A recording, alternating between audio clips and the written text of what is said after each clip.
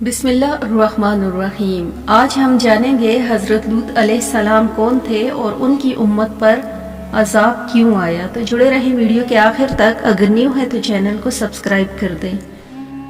لوط علیہ السلام ایک نبی کا نام ہے جن کا ذکر قرآن مجید میں اور بائبل کے عہد نامہ قدیم کی کتاب پیدائش میں آیا ہے۔ حضرت لوط علیہ السلام کا شہر صدوم ہے، جس میں الٹ پلٹ ہو جانے والا شہر کہا گیا۔ حضرت لوط علیہ السلام ابراہیم علیہ السلام کے بھتیجے ہیں۔ یہ لوگ عراق میں شہر بابل کے باشندے تھے۔ پھر حضرت ابراہیم علیہ السلام وہاں سے ہجرت کر کے فلسطین تشریف لے گئے اور حضرت لوط علیہ السلام ملک شام کے ایک شہر اردن میں مقیم ہو گئے جو سی سالٹ کہلاتی ہے۔ اس کے نزدیک آپ کی قوم آباد تھی۔ حضرت لوط علیہ السلام کی قوم نہایت مغرور، بےحس اور نافرمان تھی، اور ان کا سب سے بڑا گناہ یہ تھا کہ ان میں مرد عورتوں کے بجائے مردوں سے ہی اپنی جسمانی حاجات پوری کرتے تھے، زیادتی کرتے۔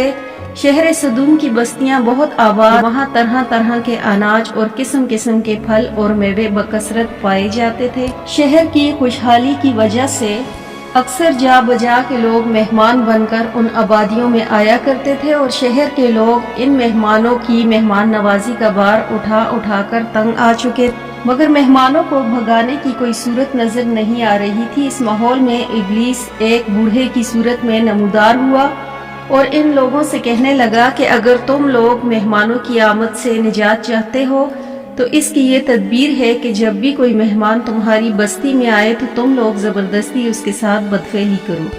چنانچہ سب سے پہلے ابلیس خود ایک خوبصورت لڑکے کی شکل میں مہمان بن کر اس بستی میں داخل ہوا اور ان لوگوں سے خوب بدفعلی کروائی۔ اس طرح فعل بدان ان لوگوں نے شیطان سے سیکھا۔ پھر رفتہ رفتہ اس برے کام کے یہ لوگ اس قدر عادی ہو گئے کہ عورتوں کو چھوڑ کر مردوں سے اپنی شہوت پوری کرنے لگے۔ حضرت لوط علیہ السلام نے ان کو بہت زیادہ سمجھایا مگر وہ نہ سمجھے۔ جب قوم لوط کی سرکشی اور بدفعلی قابل ہدایت نہ رہی تو اللہ تعالیٰ کا عذاب آ گیا۔ چنانچہ حضرت علیہ السلام چند فرشتوں کو ہمراہ لے کر آسمان سے اتر پڑے۔ پھر یہ فرشتے مہمان بن کر حضرت لوط علیہ السلام کے پاس پہنچے، اور یہ سب فرشتے بہت ہی حسین اور خوبصورت لڑکوں کی شکل میں تھے۔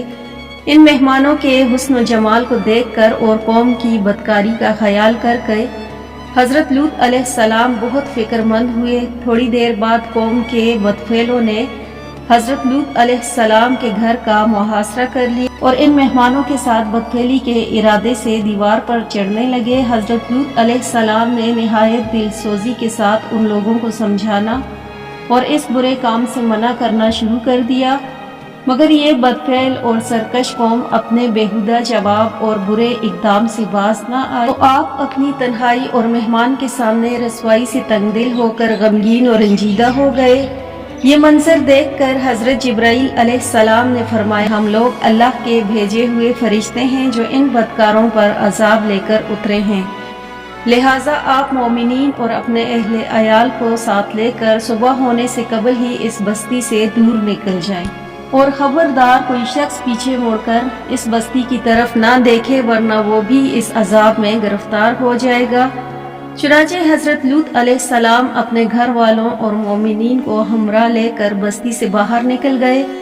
پھر حضرت جبرائیل علیہ السلام اس شہر کے 5 بستیوں کو اپنے پروں پر اٹھا کر زمین کی طرف بلند ہوئے اور کچھ اوپر جا کر ان بستیوں کو الٹ دیا، اور یہ آبادیاں زمین پر گر کر چکنا چور ہو کر زمین میں بکھر گئیں۔ پھر اس کے بعد دوسرا عذاب کنکروں کے پتھروں کا می برسا اور اس زور سے سنگباری ہوئی کہ قوم لوط کے تمام لوگ مر گئے اور ان کی لاشیں بھی ٹکڑے ٹکڑے ہو کر بکھر گئیں۔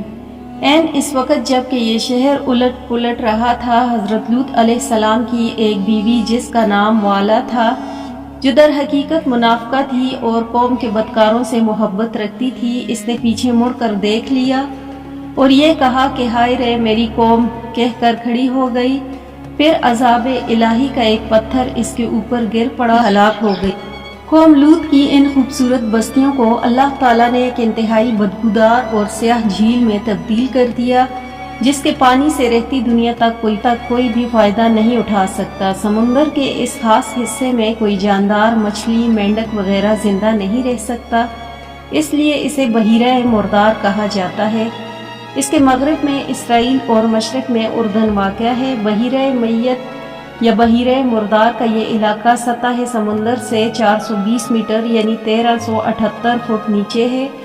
اس جھیل کی لمبائی 11 میل ہے۔ اس کا پانی حد سے زیادہ نمکین ہے۔ اس کے ارد گرد کی زمین، جو کبھی دنیا کی سب سے زیادہ سرسبز شاداب زمین تھی، بنجر اور صحرائی زمین میں تبدیل ہو چکی تھی، اور اب یہ دنیا کا ایک ایسا مقام ہے جہاں زندگی نہیں ہو سکتی۔ دنیا کی 5 حسین ترین بستیوں میں آباد قوم لوط کو اللہ تعالیٰ نے 2200 قبل مسیح نست و نابود فرما کر رہتی دنیا تک کے لیے عبرت کا نشان اور عقل و شعور رکھنے والوں کے لیے نصیحت بنا دیا۔